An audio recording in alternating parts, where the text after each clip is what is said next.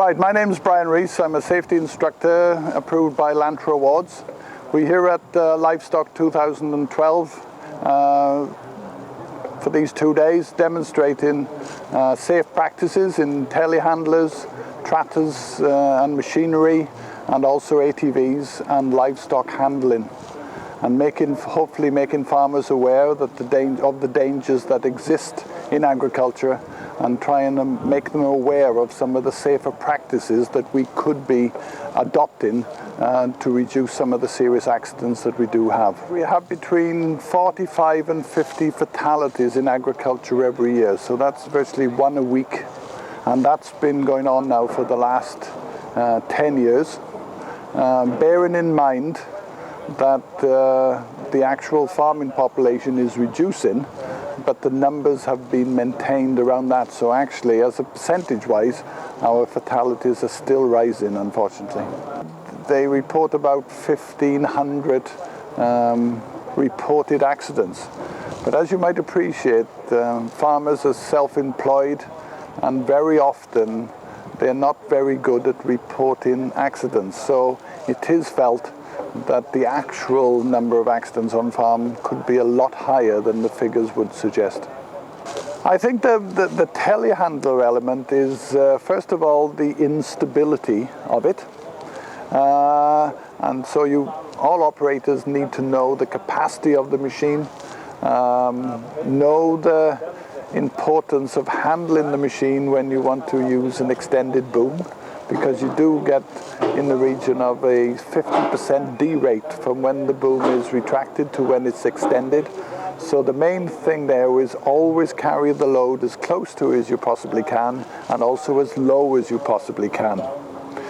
The other accident that also happens with telehandlers is lack of observation, because on a standard side cab telehandler, they do have a blind corner, which is the right back end of the machine. And if people hit machinery and gates and stock, it's usually with that part of the machine. So make sure the mirror on the right hand side is set up properly and clean, your windows are clean. Make sure your operators actually look behind before they reverse back.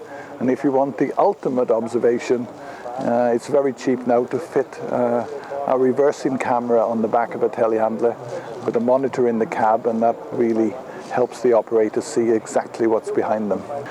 Working from height is potentially very dangerous. Unfortunately, some farmers think they can do it from a bucket or from a pallet or from a shear grab or possibly from a potato box.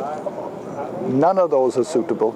The only way to work safely at this height is have a proper platform like we've got here,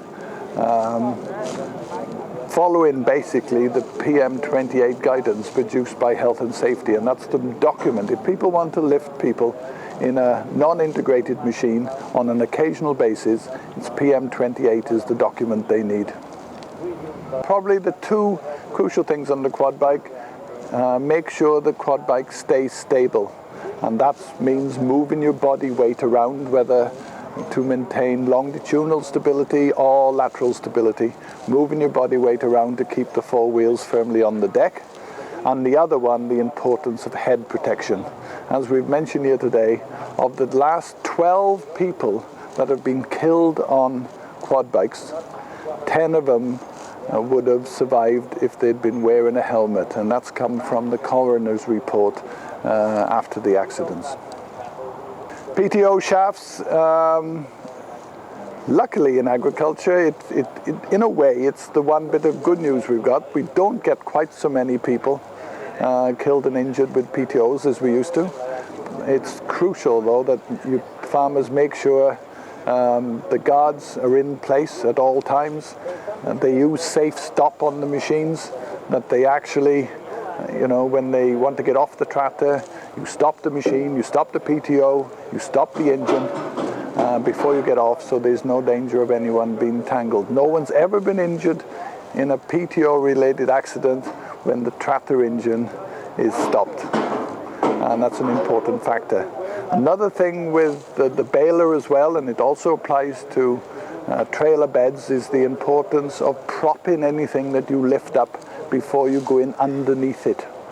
And that's crucial. Yes, we had an incident a couple of years ago up in one of the Scottish Isles where a very conscientious farmer decided to do some maintenance work on his round baler on a wet afternoon in February, and which is very good to think of that, to do that really, to make sure his baler was in good condition for the next harvest. But unfortunately he took it into a shed, opened up both sides of the baler and the back, put his PTO to go, and then went round with an oil can and a grease gun to grease everything. Unfortunately, the lock-up mechanism on the back door was faulty, so the back door came down on him while he was inside the chamber, and it his thought, because he'd gone out about 1:30 after lunch to start the job, and it was basically 4:30 before his wife realized that she hadn't seen him for a few hours and went to find him, and he was still going round in the baler.